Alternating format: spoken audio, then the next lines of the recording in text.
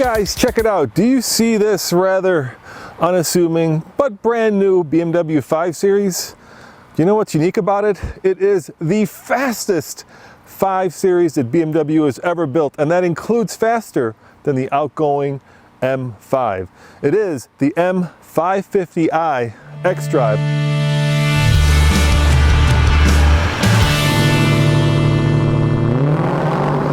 BMW says that this car will go from 0 to 60 in 3.9 seconds. It's got a governed top speed of 155, but on paper it should do at least 180 miles an hour, and that's because of this. It's a 4.4 liter twin turbo, twin scroll V8 that puts out 456 horsepower and perhaps more importantly 480 pound-foot of torque. It is mated to an 8-speed transmission, and the number 2 reason why it's so fast is, well, let me show you out back.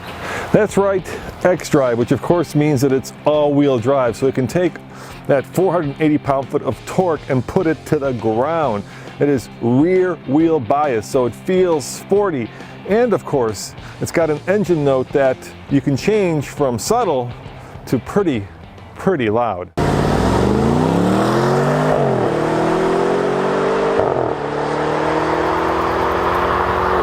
So what's the difference between an M550i and an M5? It's basically the difference between 10 and 11. In other words, the M5 goes to 11, this probably goes to like 8.5. So you're almost to the M series, but you don't have all the aerodynamic aids, you don't have the big tires, but you do have the big engine, and you do have a lot of the sports tuning.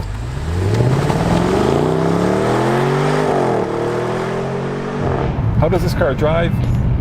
You know, it's a bit of a stealth speed machine. It doesn't look that fast, but when you start really taking up the speed and you start working the corners, it really feels planted, it really feels in control, it goes where you want it to go. Is it M5 worthy? No, it's not M5 worthy. It's still very quiet and very understated, but I think if I were on a track, and we're gonna have to give it to Paul to actually find out, this thing would be really buttoned down. Of course, here on public roads, this car's capabilities are so high that without seriously endangering my license, I can't go that fast.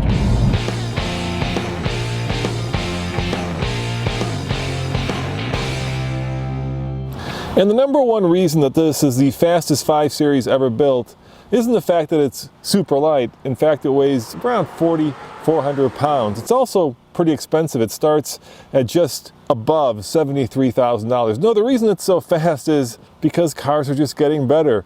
You combine all-wheel drive with 480 pound-foot of torque and a chassis that is dynamically better than the outgoing F10 M5, and you've got a car that is, well, the ultimate sleeper.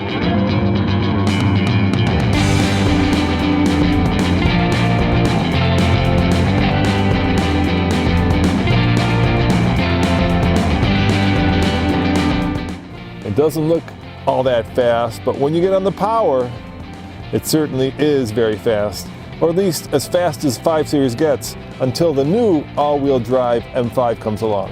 What does 480 pound-foot of torque feel like? Well, let's give it the beans.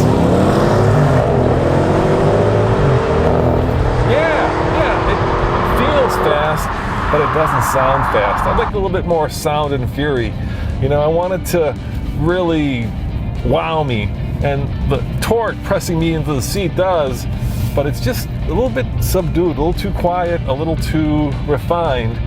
And I think the sound and fury, the lighting the afterburners on a rocket ship, that's going to be saved for the big boy M5 when that comes along. This is more of a gentleman's racer than a hooligan, if you know what I mean. I'm here just outside of Portland, Oregon because of the AVA Awards, the Automotive Video Awards, which is a new association of the best YouTube reviewers that are going to pick the best performance sedan and crossover of the year. As always, this is Roman reporting for the Fastlane Car. Check out tflcar.com for more news, views, and the fastest BMW 5 Series ever still blows my mind reviews. See you guys next time. Ciao.